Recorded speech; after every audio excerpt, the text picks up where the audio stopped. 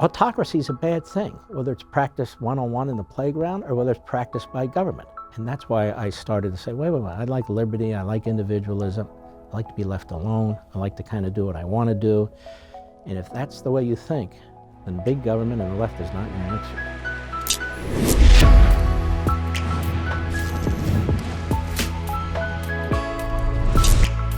Hey, and welcome. This is the Ben Shapiro Show Sunday Special. I am super excited to welcome to the show the great one, Mark Levin, author of the brand new book, Unfreedom of the Press. We're going to get to all of our questions from Mark Levin in just 1 second. But first, some topics in life are uncomfortable to talk about. Sex is one of those things, but sex is also one of the most important things in life, especially within the context of marriage. Studies show that 70% of dudes who experience erectile dysfunction don't get treated for it for just that reason. It can be awkward to discuss. But sometimes things just don't work the way they are supposed to. It's a medical problem. That's something to get solved, not something to be ashamed of. That's where our friends at Roman come in. Thankfully, Roman has created an easy way to get checked out by a doctor and get treated for ED online. With Roman, you can get medical care for ED if appropriate from the comfort and privacy of your own home. You can handle everything online in a convenient, discreet manner. Getting started is really simple. Just go to GetRoman.com/Ben, complete an online visit. If your doctor decides treatment would be appropriate, they can prescribe genuine medication that can be delivered in discreet packaging direct to your door with free 2-day shipping. Dudes, go talk to the doctor. Erectile dysfunction can be really tough to tackle. It's really important to get it checked out. With Roman,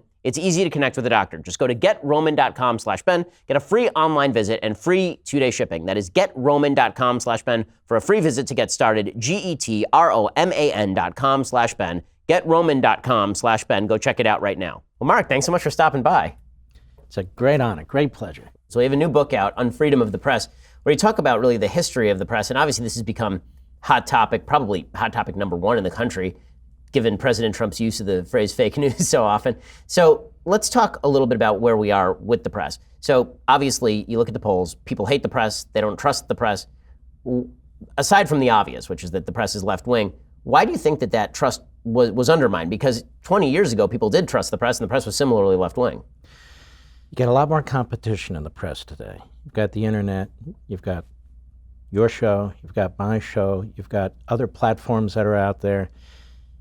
A citizen can go on the internet and get news from anywhere in the world, different bloggers they may follow, different sites they may follow, and then they're watching CNN or they're watching MSNBC. Not particularly bright people, just pounding away the same thing every day and from one perspective. There's no diversity in the newsroom. There's no diversity on these stations. And also, they combine news with opinion. You cannot tell who the news host is, for the most part, on CNN or MSNBC. The same blurring is occurring at the New York Times and the Washington Post between their news and editorial pages. And it's particularly crystallized now because they so hate Trump, they can't control themselves. And they'll tell you they hate Trump and they can't control themselves. And in many ways, it's become very political. That is, they play like to the Democrat Party base. That's where they play for their ratings, and they're not getting any. That's where they play for their hits. And it's not that it just happened now. This has been building. This is an ideology that's also taught in many of the journalism schools. Most of the journalists today didn't go to journalism school. A lot of them come out of the Democrat Party or Democrat administration, some Republicans, but mostly the other. And so they come with an ideological point of view. And there's this whole new movement called social activism journalism. They call it public journalism, community journalism, but it is what it is. And they're pushing the progressive agenda. And they say, a lot of these guys, let's stop hiding this. You know, but for us, there wouldn't have been a civil rights movement. Well, actually there was, but for them. But for us, you know, women wouldn't have voted. Well, actually they would have. And but for us, there wouldn't be Obamacare. So we should proudly say who we are and interpret the news and analyze the news and give it to the public who are, number one, too stupid, they think, or too busy to understand it anyway. So this whole notion of objective truth-seeking, for the most part, is dying on the vine. Do you think that it was better when people called themselves objective truth seekers? Like, there's sort of this weird bifurcation in conservative thought about what the media should be. There's some of us, I'm on the side that says, don't even bother to pretend you're objective. Just give me who you are. I'd rather listen to your show or my show or even Pod Save America, where they say, okay, here's who we are. We're Democratic staffers, and this is what we think about the issues. Then have to hear from Chris Cuomo or Don Lemon pretending that they represent some sort of higher objective truth. And then there are folks who say, well, you know, the problem there is the conflation. What we do need is journalists who are going to get back to objective journalisming What do you think is the solution here? Is it going back to sort of the founding era partisan newspapers, or is it the pursuit of actual objective journalism? And this is the core of it. It's a great point. I think they're fighting among themselves in their newsrooms. And all. Do we come out of the closet fully and say who we are, or do we continue to pretend that we're nonpartisan and objective? And about 100 years ago, the rise of the progressive movement also infected the so-called press.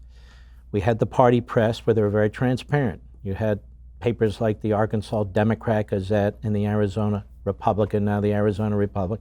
They aligned with political parties and candidates and ideologies, really starting about 1780, moving into the beginning of the Civil War. And then the beginning of the last century, you had this progressive movement, and they were not going to leave the press alone, John Dewey and others.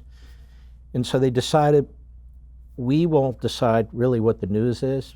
We, of the masterminds and so forth, same people are going to run the government, run the economy, we're going to run the media too. And Walter Lippmann is very outspoken about this. He was iconic at the time, reporter, and he said, so we're going to apply a scientific approach, a knowledge approach to all of this. We'll gather the information, then we'll determine what the public needs to know. We'll use our intelligence to tell the very busy public what the news is. So this has been going on for about a century, but the difference today is this fight that's going on the left, which really has pretty much monopoly control of news as an aggregate, and it's whether or not to be very blunt about it or not. And I think you can see that playing out on television too. And this commingling of news and opinion, you can see that playing out on television too. The answer is technology. The answer is progressive creativity, not ideology, progressive creativity. Because what is technology? Technology is this. Technology is the brain. Technology is people trying to figure out how to do things differently, how to do things better, to improve upon what is. And you can see some of that now on the internet, these new platforms. And George Gilder, who I had on my Fox show not that long ago, he said these current platforms, which in many ways are anti-speech, Facebook, Google, whatever you want to call it, he said they're going to go by the wayside because the Israelis and the Japanese are working on new platforms. And this is why I have a problem sometimes with people who say technology puts Americans out of work, technology is a threat to America. No, technology is America, because the freer the country, the more technology, the more creativity, the more productivity. So we develop our ways out of these things. We think our ways out of these things. I make a distinction between the modern mass media and a free press. The modern mass media is not upholding a free press. It has nothing to do with a free press, other than government not interfering. It's killing a free press.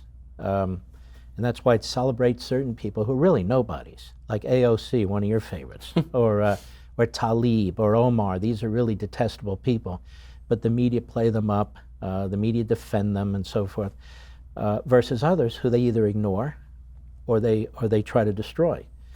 That's not free speech. So I think free speech is in good shape as long as we have technology development and no government interference. I think the mass media is in deep trouble. The New York Times would probably be out of business today, but for a billionaire out of Mexico, a telecommunications magnate, who bought about 20% of it.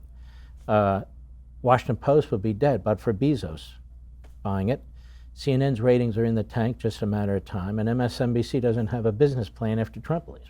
When you talk about the contrast between the media outlets and a free press, I mean, you can certainly see that playing out even with the BlazeTV, where you do some work. The fact is that, over the past few weeks, we've seen, as Vox.com openly, I mean, they issued a letter, the editors issued a letter to YouTube asking for them to rewrite their rules to ban Steven Crowder, a comedian, because one of their journalists was offended by jokes that Crowder was making. It's amazing to watch pseudo-journalistic outlets that are basically activist outlets calling for the silencing of an enormous number of voices on the other side. And they don't just do it by going to the big tech companies and telling them to silence. They don't just go to Facebook or YouTube. They also AstroTurf boycotts against shows like yours. They AstroTurf boycotts against shows like mine. They go after advertisers. They do this routine where a Huffington Post reporter will call up one of your advertisers and then say, do you agree with what Mark Levin just said on X? Well, what does it matter what the advertiser thinks? The advertiser advertises on lots of stuff, but they're creating this pseudo-journalistic patina around an activist core, and I think that's what's driving people up a wall. The greatest threat to free speech is this phony journalism. What is freedom of the press? It's an extension of freedom of speech. And really, freedom of the press is sort of a community aggregate, people communicating with each other. I mean, the early press pushing for a revolution, pushing America's principles, having debates, having discussions, all that sort of thing. The left has no tolerance for diversity of viewpoints, has no tolerance for independent thinking. It believes in conformity and uniformity. And so they're attacking these platforms, and these platforms are buckling if they don't believe in them themselves and promote that agenda. YouTube is going to die if it follows Vox. YouTube will marginalize itself. YouTube will be viewed as just another left-wing creation, another left-wing enterprise, and half the country will leave it. 80% of Republicans right now distrust the media. 80% of Democrats like the media. That's why I call it the Democratic Party media. That's what they are, that's what they want to be. If YouTube wants to be an appendage to a crackpot, left-wing, vicious individual and website, fine. I'll give you an example. I was absolutely flirting with the idea of putting my radio show on YouTube. Now I won't do it. I want nothing to do with YouTube, the way that they've treated Steven Crowder. And please, don't tell me you don't like what Crowder says or the things he says. I mean, the left is embracing anti-Semites. The left is embracing all kinds of kooks. You have comedians out there who've said a hell of a lot worse than Crowder ever said 20, 30, 40 years ago. You have comedians who can't even go on college campuses anymore because of the speech codes and all the rest that's going on. We support free speech. We support freedom of the press. We support competition because we think the American people are smart. They'll discern one or the other, what they like or what they don't like. What do you think ought to be done with some of these social media companies? There's a really interesting and sort of rich debate now happening inside the conservative movement about Facebook and YouTube and Twitter particularly. A lot of folks saying these are monopolies and they ought to be broken up. Some people suggesting that the government ought to come in and regulate them. I've made the argument in the past that either they're a platform or they're a publisher, that they don't get to act like Vox.com and then be treated as though they're an AT&T phone line. Do you think that the government has any role here, or will the free market, should we just let the free market take its course, which is an argument I'm certainly open to? I think the free market should take its course, but it's not. The government protects these sites. So the government ought to remove the protection, and now they're really in the free market. Let's see how they handle themselves. Whether it's litigation, whether it's public opinion, whatever it is, YouTube won't survive doing what it's doing. It's not going to survive doing what it's doing. It ought not be protected in any way. I feel the same way with the press since 1964, the Sullivan case. We had a very free, robust press before the Supreme Court jumped in. And even when we had the First Amendment originally, you still had state libel laws and so forth. You could still be sued under state libel laws. So there's no check whatsoever, not on a free press, but on absolute outrageous comments. That's fine. So let that system play out. Let our legal system play out. I don't think these entities should be protected by federal law in any respect. Let them be out there with the rest of us and deal with the rest of the issues and figure out their business model that way. The government's going to step in and do what exactly? Who's going to step in and do it? I get very nervous when Congress steps in. It's filled with knuckleheads who do not respect the Constitution. You can see them today. You've had a number of administrations that have wanted to kill talk radio. You've had presidents like Obama that wanted to kill Fox. You've had this nonsense about net neutrality. Those are the people who are now going to manage. I don't think that's any better. The market works. No protections, and let them die or live. So in a second, I want to ask you about sort of broader ramifications of that conversation, particularly in the conservative movement, the battle between the so-called nationalist populists and sort of free market / libertarian folks. I'm going to ask you about that in just 1 second. First, the fact is, going to the post office, a lot of good stuff at the post office, but you know what's not fun? Actually being at the post office. Last time I was at the post office, I got a $100 ticket. Let me tell you something about LA. You stop outside the post office for 5 seconds and you're in the red zone at all. They can't clean up the homeless problem, but they will give you a traffic ticket like nobody's business. Who's got time for all that traffic, parking, lugging all your mail-in packages? It's a hassle, which is why you need Stamps.com, one of the most popular time-saving tools for small businesses. Stamps.com eliminates trips to the post office and saves you money with discounts you can't even get at the post office. Stamps.com brings all the amazing services of the U.S. Post Office direct to your computer. Whether you're a small office sending invoices or an online seller shipping out products, even a warehouse if you're sending thousands of packages a day. Stamps.com can handle all of it with ease. With Stamps.com, you get 5 cents off every first-class stamp and up to 40% off priority mail, which is a heck of a deal. Not to mention, it's a fraction of the cost of those expensive postage meters. Stamps.com is a true no-brainer. It saves you time, it saves you money. Right now, my listeners get a special offer that includes a 4-week trial plus free postage and a digital scale, no long-term commitment. Just go to Stamps.com, click on the microphone at the top of the homepage, type in Shapiro. That's Stamps.com, enter Shapiro. I want to talk a little bit about this division that's broken out inside the Republican Party. It seems like almost a tripartite division. There's sort of the libertarian contingent, people who say government should be as small as humanly possible. It shouldn't be involved in nearly any way in American life. Social fabric should fill in the gaps, leave everybody to their own. That's the only way we're going to get along. Then there are folks who are sort of social conservatives who say, listen, government was left alone, and government then started cramming down leftism, so we need to retake the means of production effectively and start promulgating a virtuous reformicon agenda. We have to try and create certain incentives for people to get married. We have to start teaching certain values from the government side, and that we have to use the tools of government in order to promulgate certain messages. And then there are a group of folks who have come about who really suggest that the government ought to radically restructure the market in pretty major ways. They're afraid of technological development. They believe that the free market has led to the emptying out of the American family. They're afraid that market forces have hyper-individualized the country and that only government regulation can put all of this back together. Where do you come down in this debate? Where do you think the role of government lies? A couple things here. That's a great question. It's very complex. First of all, I'm a constitutionalist when it comes to the government. I'm not a libertarian when it comes to the government. To me, that's a way of life, okay? If you want to live that way, in many ways I do. If you believe in a free market economy, fine. When we're talking about the government, I'm a constitutionalist. And what does the Constitution say, basically? Here are the powers of the federal government, no more. You want to expand them, you amend the Constitution. That's where my head is as a general matter. That's where I start from. As far as libertarianism goes, I don't interpret the Constitution from a libertarian perspective. I interpret what it says, and I try to apply it what was intended at the time. There's history or there's not history, and you do the best job you can.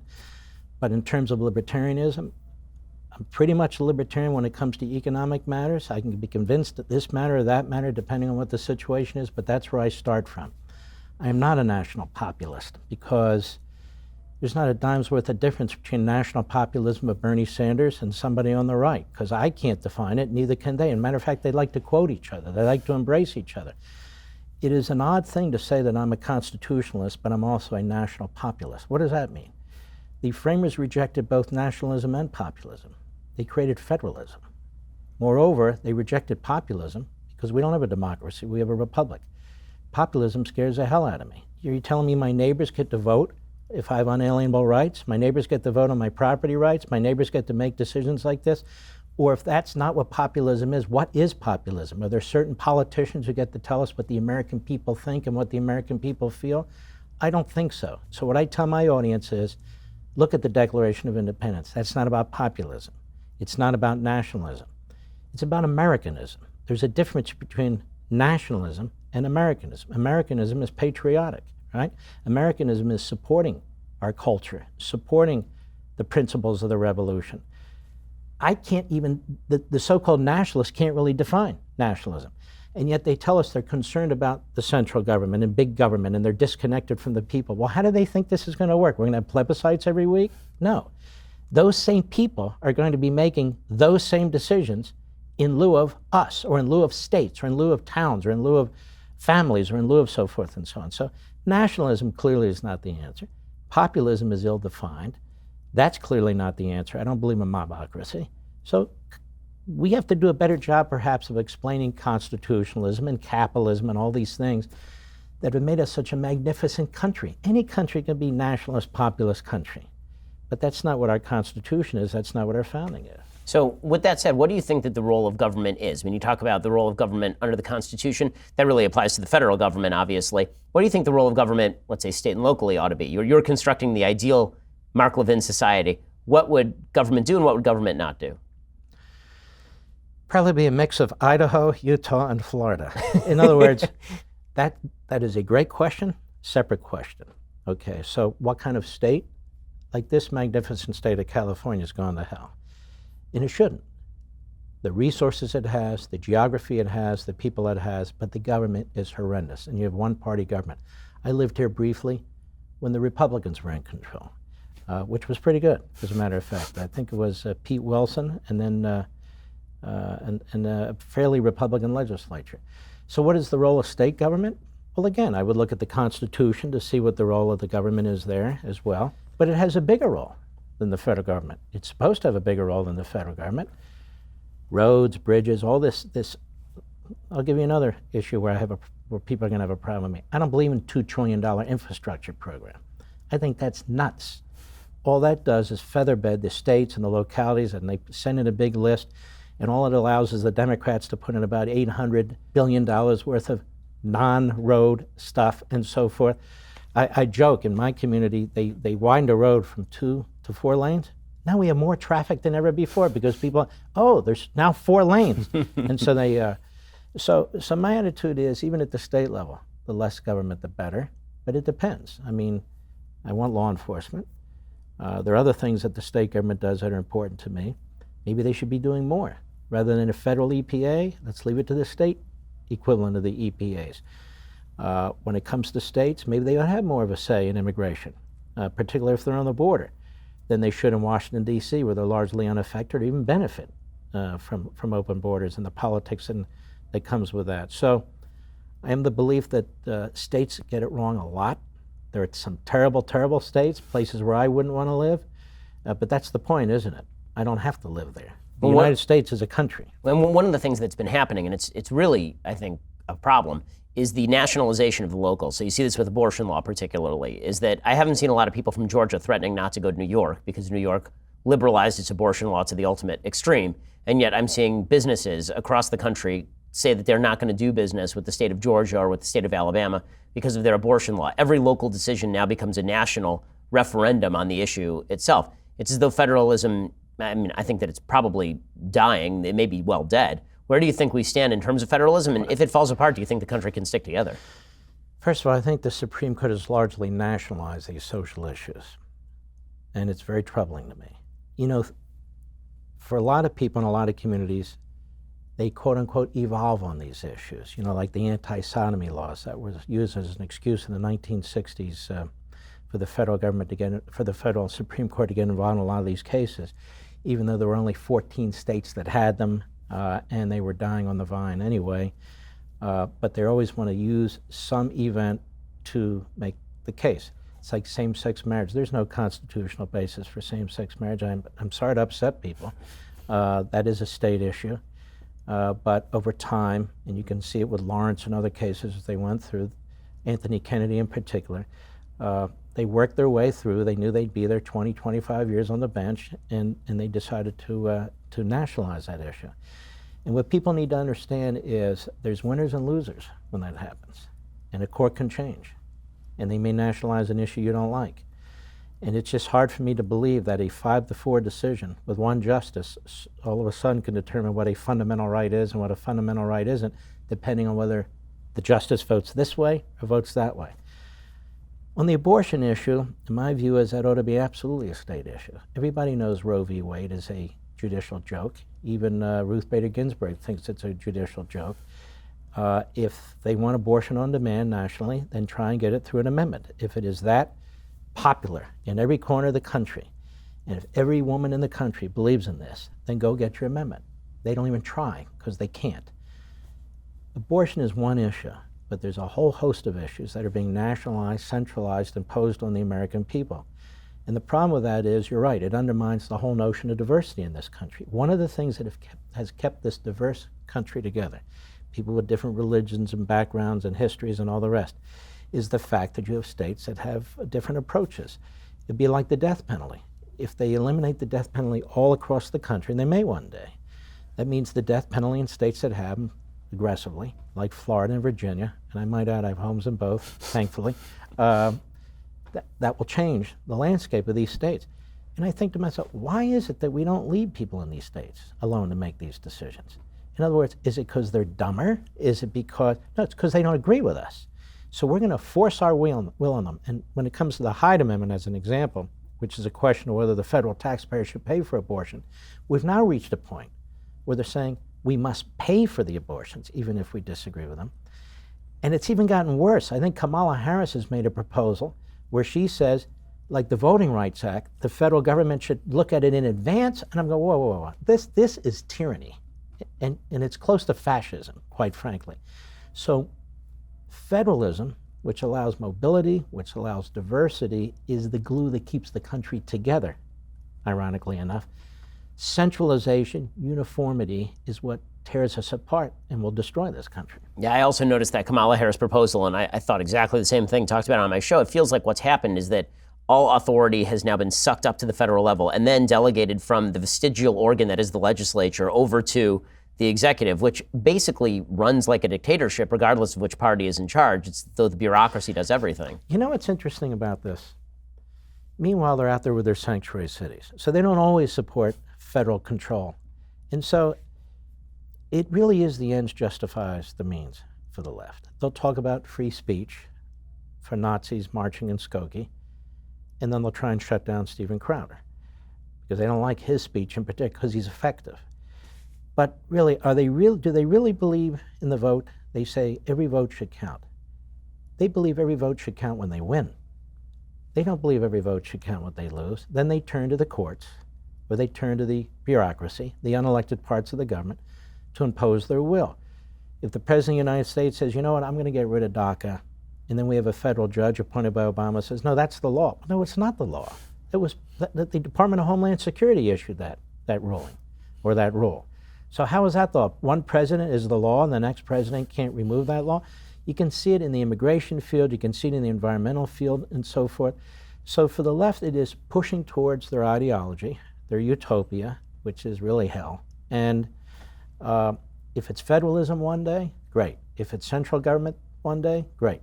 If it's elections one day, great. If it's a fiat by the Supreme Court, great. Whatever it is, it is.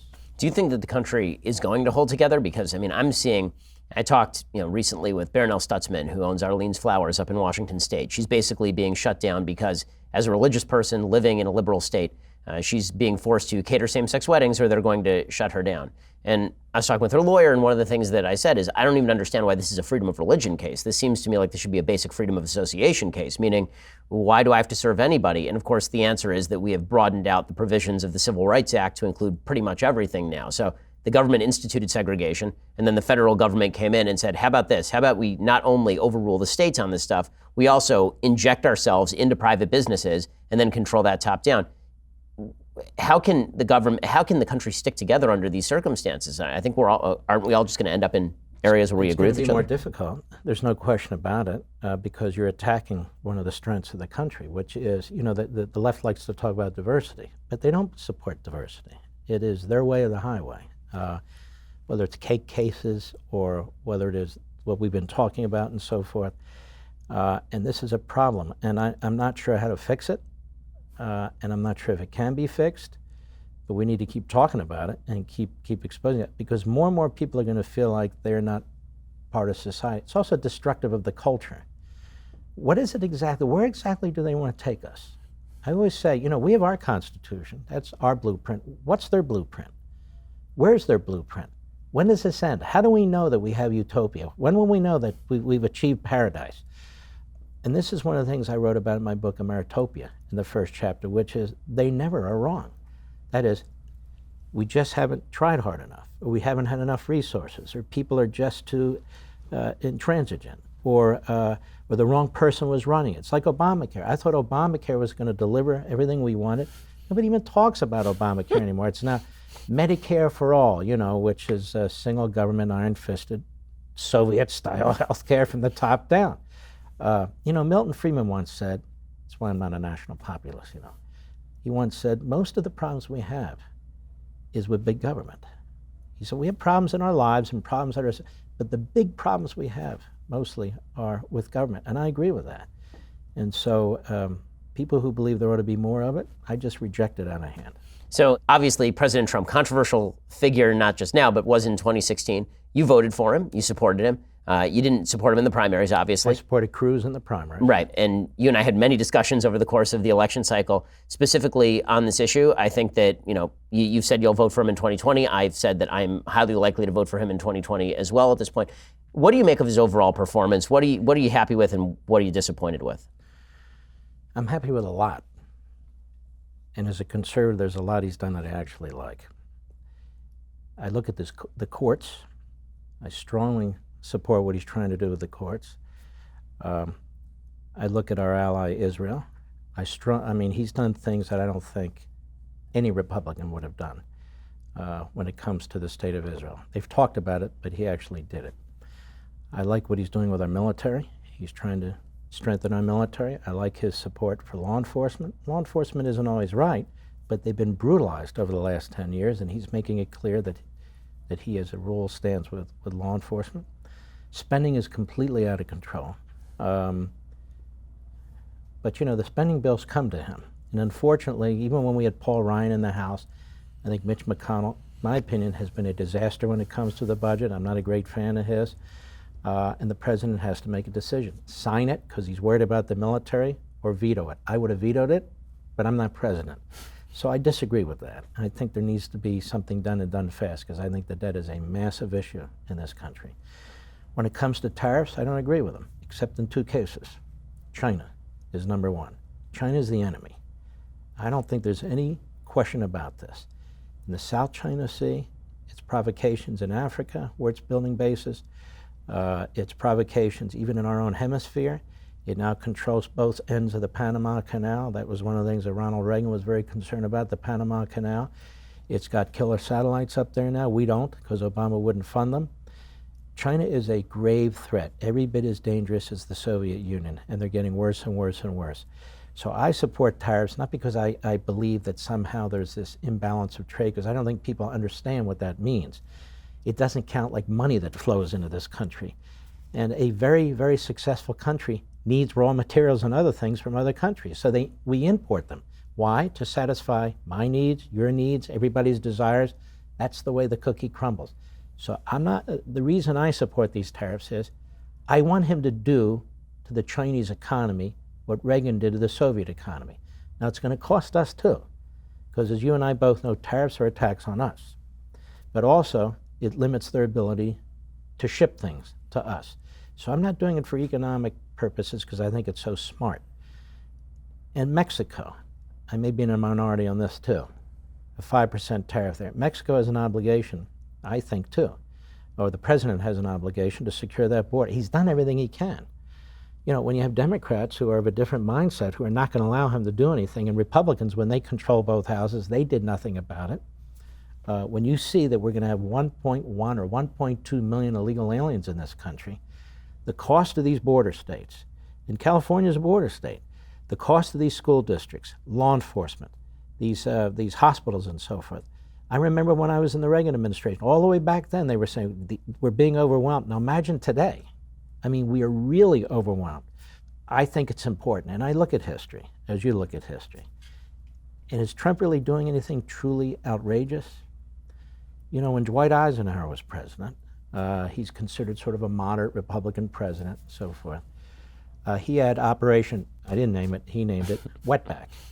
And they rounded up 1 million illegal aliens in a period of a year or so.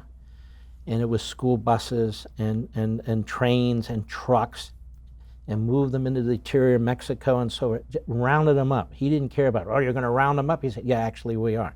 And he put out this military directive, and that's what they did. And I compare that to a 5% tariff. I think Eisenhower would be laughing right now. So again, I don't view it as wise economically. I view it as wise because we're trying to secure the border, and he's run out of options. So one of the things that I've said about President Trump is that on policy, like you, I'm very happy with a lot of his policy. His shortcomings, I think we agree on. I have been incredibly disappointed with spending, but he never pledged he was going to do anything about entitlements. In fact, he pledged the opposite, that he wasn't going to do anything about entitlements. There are other areas of policy, like some of the other tariffs that he's put in place that I think are mistaken. But on regulations, on judges, I'm happy. There's a second job the president does, and this is where I've been very critical of the president for a couple of reasons. One, because I think the president, unfortunately, in some ways, is sort of tasked with this job, and two, because it actually makes a difference to the future of conservatism. And that is the job of conveying ideas. Now, I think a lot of conservatives, people like you, people like me, who see him as a vessel for policy, we're very happy with him as a vessel for policy, generally speaking.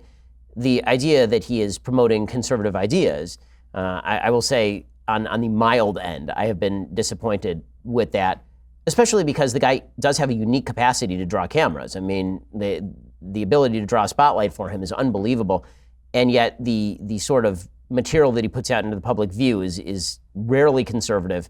Very often it's alienating for a lot of folks, and my great fear is that we will get a lot of good policy, and then he will have alienated so many people, particularly people who are of my generation and younger, that we're going to be in the wilderness for a while. This is an interesting point you raise. I don't think Donald Trump is a philosophical conservative. I think he's come to his conservatism as a matter of practicality and in some ways principle. I don't think he's any more a principled or philosophical conservative than George H.W. Bush. I think there've really been two in the last little over a century. That would be Coolidge and Reagan. But other than that, I can't think of any, just off the top of my head. Not Nixon, not Ford, not Eisenhower, certainly not Theodore Roosevelt and Harding and so forth. So I don't really hold that against him. In terms of him promoting that kind of an agenda from a philosophical point of view. But I think it's kind of not our job, but our responsibility to try and explain that to a lot of people, what these policies are, our philosophy, and so forth. I even think a lot of so-called conservative websites and magazines have lost their way. They're fighting with each other over what conservatism means, or they've abandoned it in some ways because they hate Trump or they love Trump, or whatever the situation is. I feel right now the intellectual conservative movement is very weak. I really do. I think you and I and others try to present that case, but from a broad-based perspective, it's quite weak. And I think that's a problem because some people are abandoning it. I'm not sure why 100%. I'm very troubled by some who've talked about conservatism all these years and then all of a sudden say, well, what has it ever done for us? And I said, let me tell you what it's done for you. 9 o'clock tonight, I want you to go into one of these supermarkets. Where I live, they have a place called Wegmans. I don't know if they have them in California. It's as big as a football field. And I want you to walk down every aisle. 10 different types of toothpaste. You can get battery-operated toothbrushes or handheld, soft, medium, hard. Then I want you to go to the meat section. And I want to see how many types of meat. The chicken section. Go to the wine section. Wine from all over the world. Just look. Stop telling me conservatism doesn't work and capitalism doesn't work. We have more material things in this country than any king or queen had 200 years ago. We get on an airplane, we fly across the country. That's not socialism, that's not big government. Those are airplanes. That's technology, that's creativity. And we complain whether they have peanuts or pretzels on the plane or whether we're sitting on the tarmac for an extra half hour, right? We need to put things in perspective. The things we have in this country, almost no other country has. Certainly 2/3 of the world doesn't have. Why do you think millions of people are trying to claw their way into this country? Because it's why? Because the middle class is under attack, because we have systemic racism, because we're not socialist enough? No, it's because of all the other reasons. And so part of it is the responsibility of the individual citizen. Honestly, I don't look to the President of the United States or a senator or a politician of any kind to tell me, this is what you need to think. One of the things that we need to continue to teach people is think for yourselves. That's a good thing. Learn for you. Most of the stuff I've learned about the Constitution, I sure as hell didn't learn it in public school. I've learned it since I've been in school. And that's a good thing. The learning process goes on and on and on.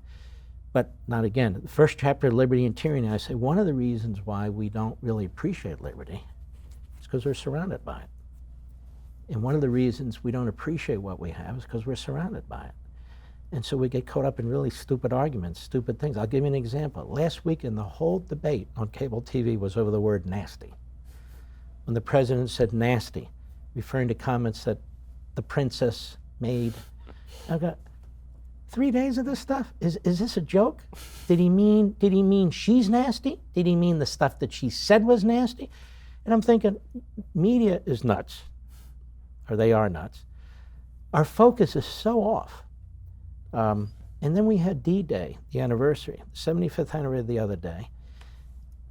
And I play these old clips from World War II, and your patriotism is just through the roof, and you see how tremendous this country is and the sacrifices people have made for this country. So I think it's really on each one of us, more than a president, to really explain liberty and conservatism and constitutionalism.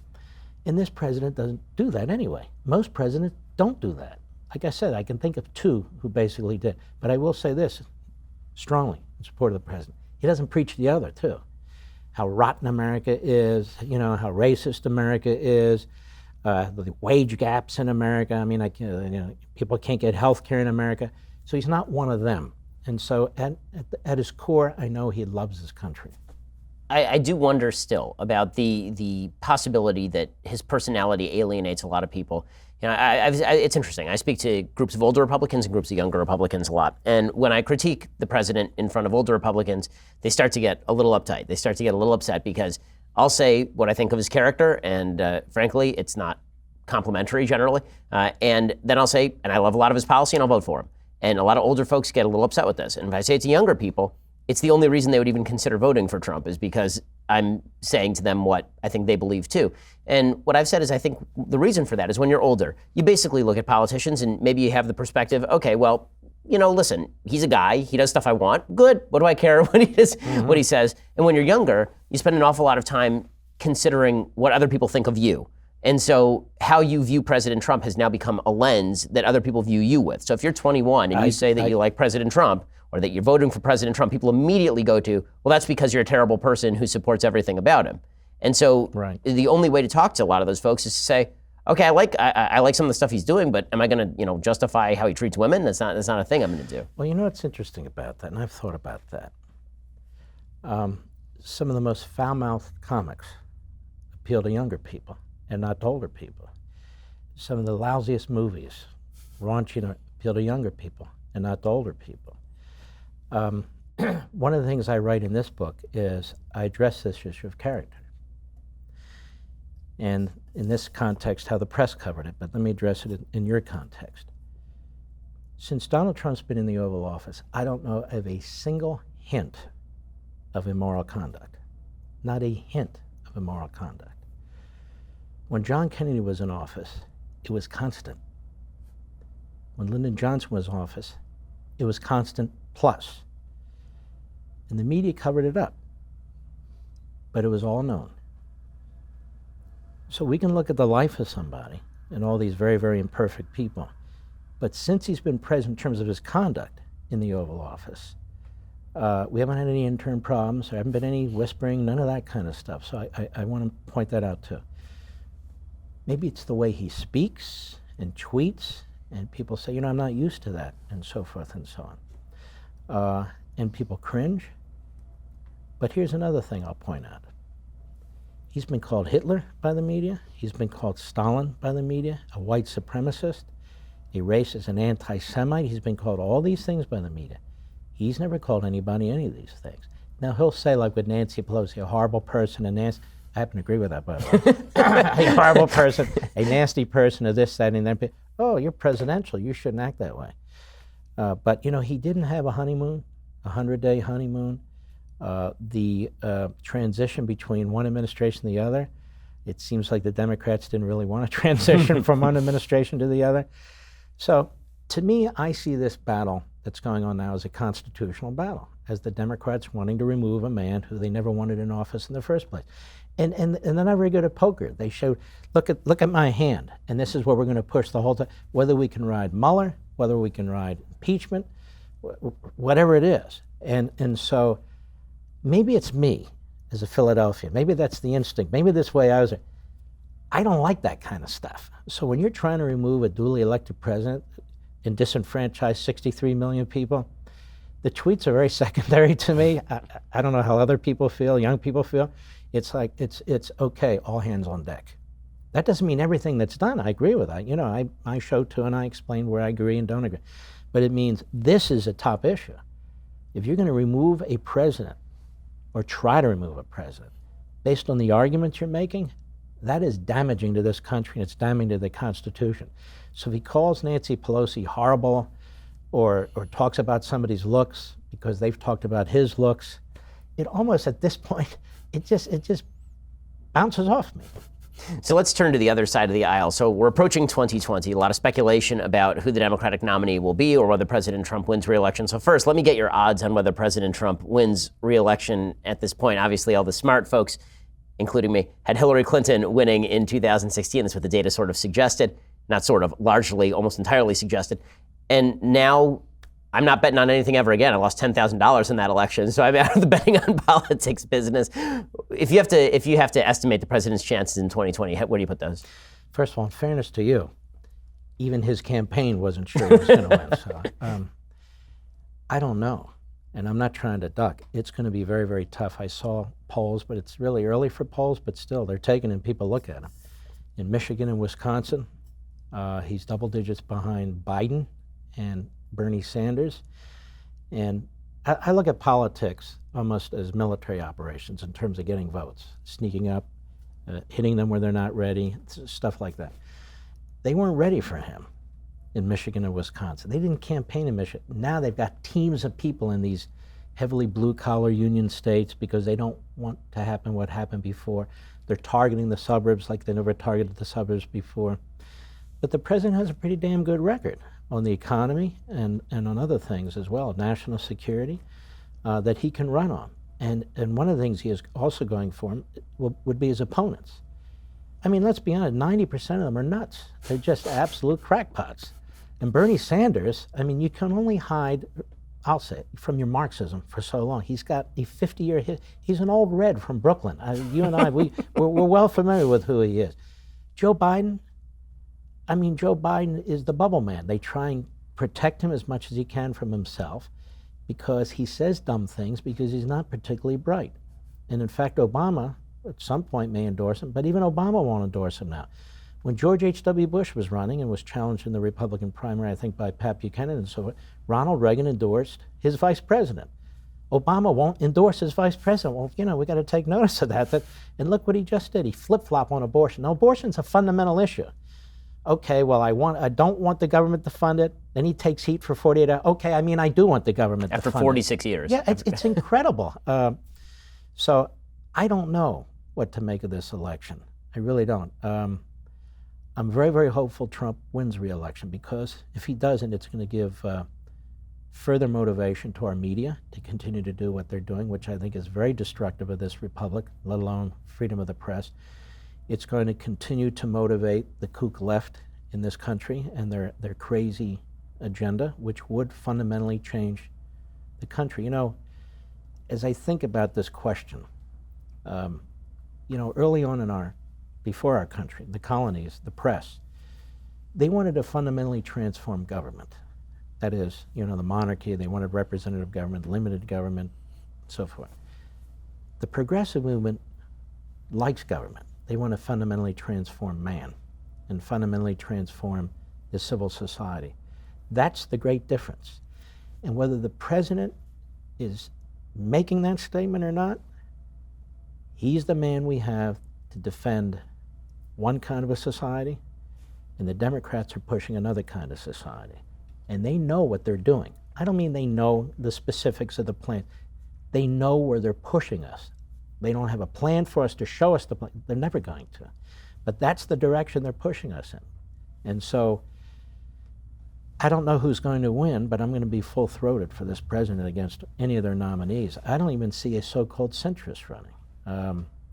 I don't even know if there are any so-called centrists left in the leadership of the Democrat Party. I mean, it's supposed to be Biden, but in all fairness to him, Alyssa Milano did call him on the phone, and that changes everything, apparently. Apparently so. One call from the star of Charmed, and you just shift where you were for 50 years on an issue. But don't worry, he's a solid rock. He's the person you can trust in times of trouble. And this is one of the things that's been troubling me so much about the Democratic Party. I make a distinction in my language routinely between leftist and liberal. Liberals are people I disagree with on politics. Leftists are people who want to shut down the debate, who are interested in polarizing people specifically on the basis of race for political gain.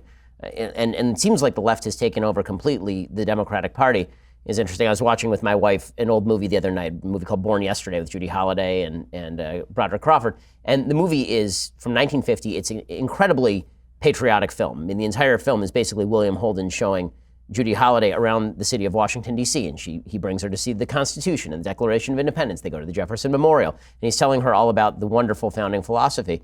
And I turned to my wife and I said, there's no way this movie gets made today because the entire narrative of the left has shifted, even in my lifetime. I'm old enough to remember when the Democratic Party actually still at least paid lip service to the foundations of the country and talked about how wonderful founding philosophy was. And now it seems that the narrative is dominant in the Democratic Party that the founding philosophy was effectively just racism, sexism, bigotry, and homophobia dressed up in fancy clothes and then sold to people. And that what we really have to do is cleanse the palate, get rid of all these documents, and start afresh. Obviously, it scares the hell out of me. I'm seeing young people who don't know anything about history buying into it. How do you combat all of that? You know, the institution that really needs to be dealt with in one form or another is education. Public education and universities and colleges, and you and I fund them. The American people are funding our own demise. Somehow people get tenure. Not all, but too many, vast majority. In our public schools, the NEA, the AFT, in our colleges and universities, they get tenure, and they are people who reject our founding principles. I mean, I always wonder how many battles of the Civil War are actually taught in high school. Each battle is so incredible, so unique. How many battles in World War II? How many battles of the Revolutionary War? Do they know what Lexington and Concord's all about? These are things that would inspire patriotism and support for the country. Instead, you're right. The founders had no positive characteristics. They were slaves, so they must be dismissed. And yet it was Abraham Lincoln who did the greatest job of explaining the founding and the founders, and did more for African-American slaves in this country than any left-wing professor or any leftist on TV that you can imagine. He led the Civil War. And what Lincoln said in 1858 and beyond, and he loved the founders, he said, those men wrote the Declaration of Independence. There's not a word about slavery in the Declaration of Independence. Every individual is created by God, unalienable rights. He said, so those men knew that slavery was wrong, but they also could not create a country because certain states like Georgia and South Carolina weren't going to go for it. But they knew that their children and their grandchildren would have to address this. That's why they wrote the Declaration of Independence the way that they did. And he says it's their writing, their constitution, that will enable us to smite this. Because otherwise, we wouldn't have had a country, and you still would have had states or colonies with slavery and states and colonies without it. But history is not taught. It certainly wasn't. Even when I was in high school, I still got the same pablum, the same left-wing agenda.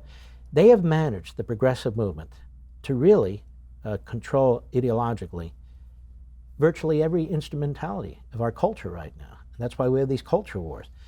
Whether it's the courts, whether it's the bureaucracy, whether it's education, whether it's the media, we always start with the progressive foundation, and we're always on defense, trying to respond to these things. We've got to do something about colleges and universities. And I think we, the people, need to start speaking with our wallets. And states need to start withholding funds. If you're going to be subsidized, well, don't be subsidized so much.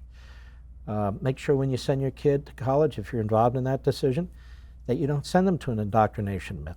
You know, just because it's an Ivy League school doesn't mean they have to go there. There's other schools out there where they'll get a more traditional education and so on.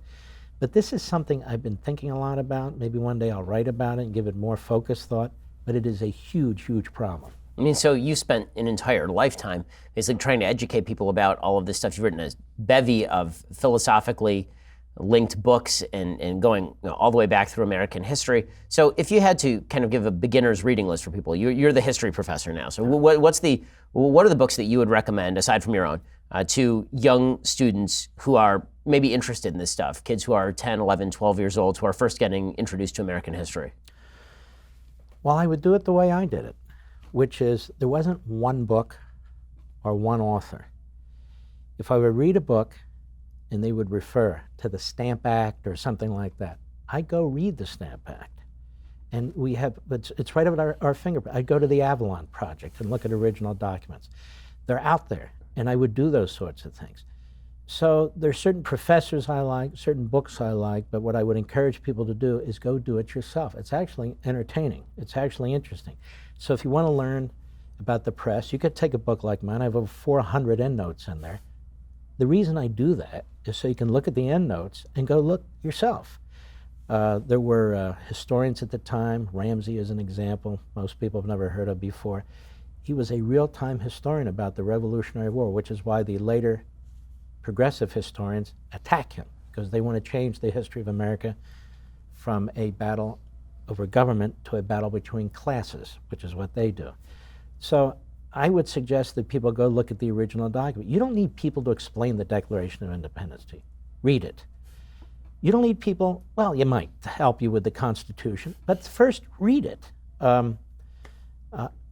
In many ways, I don't even care what the Supreme Court says. I read the cases like you do because we need to explain them, but those are lawyers, justices, they have an effect. But that's their opinion on what the Constitution says. I want to read the Constitution, or why it says what it says, look at the history, English common law, other things, Montesquieu and the separation of powers, Locke when it comes to the Declaration of Independence. Go back and read those people. You'll be a lot smarter and I think a lot more fulfilled. So I'm going to ask you a tough question that I often get when I'm speaking on college campuses. So the question that I get pretty frequently as a follow-up to the kind of what books do you recommend are, is there anybody on the left that you read? Are there any liberals that you think it's worth reading or that you enjoy or think are interesting out there? Not really. I mean, some of them are very smart, but I feel like I'm bombarded with this every day. And if I'm going to read a leftist, I'll read an old leftist. I'll read a John Dewey for a while, or these guys that push the progressive movement, or Wilson, these other guys. They are the founding fathers of the modern day Democrat Party. They are the founding fathers of the progressive movement. So if you really want to understand what Obama's saying or what their progeny are saying, read them. And there's a lot to read, and they're not the only ones. But they're the ones that provided the so-called intellectual basis for modern day progressives. Or even go back further, read Marx and Engels and Hegel and Rousseau and these guys, because that's who Bernie Sanders read. I'm dying to have Bernie Sanders on one of my programs. I'm sure you are too. He will not come on any of my programs because I want to talk to him about Marx and Engels and Hegel and Rousseau and Dewey and all these other guys, people who he embraces, rather than these shows he goes on to, healthcare for, you do a great. That's Bernie one of my Sanders. things. Healthcare for all. Lots of pudding. Give me pudding. There you go. And these superficial interviews where he's just saying, you have a right to this, and you're like, whoa. Let's talk about this. What do you mean by that? You go, I would love to do it. But the only way I'm able to do it is because I've read those things. Not people who've read those things telling me what those people said. Just read those people. It's out there. So many people who listen to you may not know kind of how you got into the commentary business in the first place. Like, I've been following you since I was old enough to listen to talk radio, but for a lot of people who have only heard of you that way, how did you even get into doing this sort of thing? Well, it started in a log cabin. No, not really. When I was a kid, I would listen to talk radio. I'd listen to guys like Bob Grant in New York and others, and I was mesmerized by it. And I'd listen to it till midnight, 2 in the morning. I actually listened to hosts I didn't even agree with. But I just thought that whole format was fascinating. And then when I was about 16 years old, I contacted our local radio station. It was WCAU, now WPHT. It's a big 50,000 watt station. And I asked them if I could do a show. And of course, they blew me off. But then they did bring me in, said, just one Sunday. And I did it. That was that. And I thought that was fine and went on with my legal career. And then, I heard Rush. and I heard Sean. I used to listen to other talk radio throughout, even when I was writing briefs and doing other things and so forth. And kind of hooked up with Rush, or he hooked up with me. I don't really exactly remember how that happened, but I would provide him with legal information, constitutional information. Then he dubbed me F. Lee Levin, his legal director. And then Sean, same thing. And then they would have me sit in for them now and then. And then WABC asked me if I would do a Sunday show for nothing. I said, okay, I'll do it. It's pretty cool to test out on WABC in New York. And that's what I did. And after about 14 months of that, they asked me to do a show, which is how I got here. So what's your conservative origin story? I mean, how did you get conservative in the first place? Because you're into talk radio from when you were 16, but have you always held these politics? I've always held these views, and I've wondered, because my parents always wondered. And by the way, they were always conservatives. But I don't mean in terms of philosophical conservatives. And 1964, they both voted for Goldwater, and they're Jewish, they were conservatives. And I asked my dad, back then, you voted for Goldwater. Why did you vote for Goldwater? He said, I knew the BS they were saying about Goldwater was wrong. And I started to think about that. I said, I have that gene. I don't like people pushing me around. I don't like bullies, and I don't like authoritarians.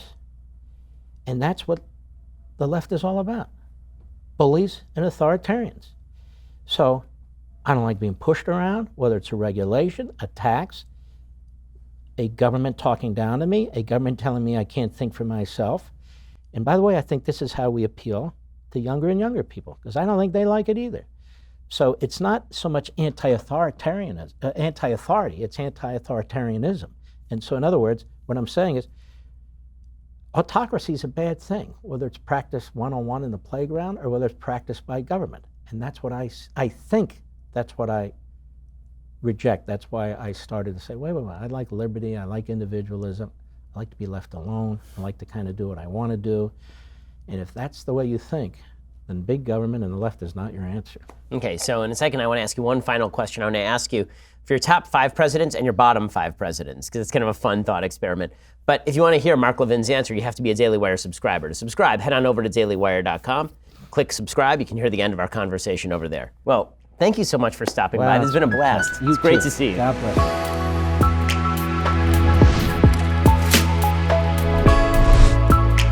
The Ben Shapiro Show Sunday Special is produced by Jonathan Hay. Executive producer, Jeremy Boring. Associate producer, Mathis Glover. Edited by Donovan Fowler. Audio is mixed by Mike Coromina. Hair and makeup is by Jesua Olvera. Title graphics by Cynthia Angulo. The Ben Shapiro Show Sunday Special is a Daily Wire production. Copyright Daily Wire 2019.